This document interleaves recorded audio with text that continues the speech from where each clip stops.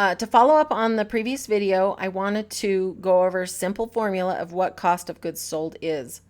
You take your beginning inventory, and if this is your first year, then you didn't have any. You take your purchases minus your ending inventory. That's the inventory, the report that we ran, that's there at 12/31, and that equals your cost of goods sold. So this number is really important, but some people get confused on how to find this, so I just wanted to put this in here.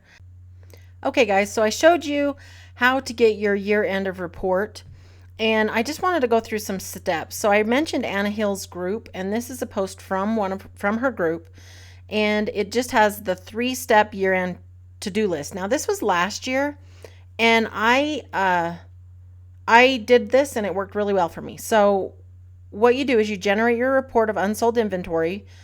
And I showed you how to do that, and you don't have to do it at midnight on 12/31/15 or 16, it would have been.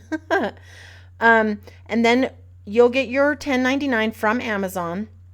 You'll have to download that as well, and you'll need to reconcile that with your annual sales report, which is the other report I showed you how to get.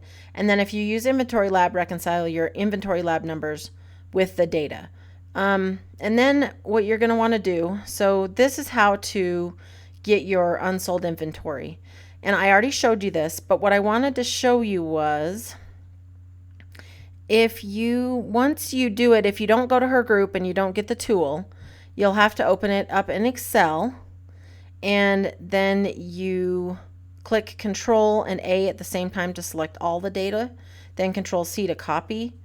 Then you move it into an empty worksheet. You click Control V or paste, and then delete the column quantity titled Average Quantity, Fulfillment Center ID, Detailed Disposition, and Country. And then you Control A to select all the data, and then you want to sort the data by end quantity and value, largest to smallest. And then all the rows that have 0 will now be at the end of the sheet, and you delete those rows.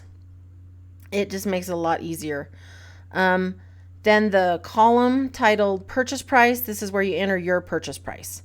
So hopefully you have it in the SKU like we train on. And if you don't, you'll have to hunt down your receipts and add it all up.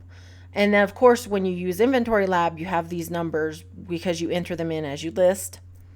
But this is just something if you're in that in-between place. And then in the final column, you use a formula that multiplies the quantity by the cost. And then at the bottom, you'll have the total value of your unsold inventory. And that's what I had to do last year because I didn't have Inventory Lab set up. Then to your 1099, okay, in Seller Central, you go to Reports, Payments, select the date range. Oh, that I showed you this. Sorry, that's the date range to compare to your 1099. But when your 1099 is ready, which will be sometime in January, you go to Seller Central Reports, Tax Document Library, and then that's where you'll get your 1099. So this is cool because it's fairly simple, I thought anyways. And this is what I recommend doing. If you want to find this post, again, I'll put a link to it, and then you guys would need to join Anna's group. Then the last thing would be to use Inventory Lab to help reconcile your taxes. So in Inventory Lab, it's pretty simple. They have a tax checklist, and there's a reason why your 1099 does not exactly match your P&L. I mean, it explains it. I recommend going to this. It's in the Inventory Lab User's Guide under Tax Checklist. And it's really simple. When you do it, you go to drop-down Reports, Inventory Valuation, and then you make sure you have Active, and you select the date.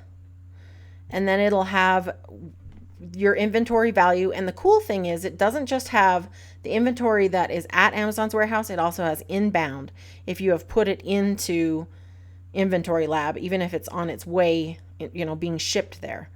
So what you wouldn't have is just the stuff that was currently at your home or at your prep center that hadn't been entered in yet.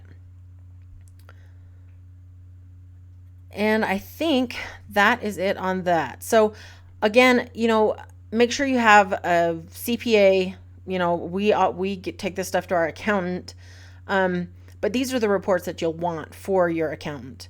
This isn't tax advice at all. I just wanted to let you know how to get these reports.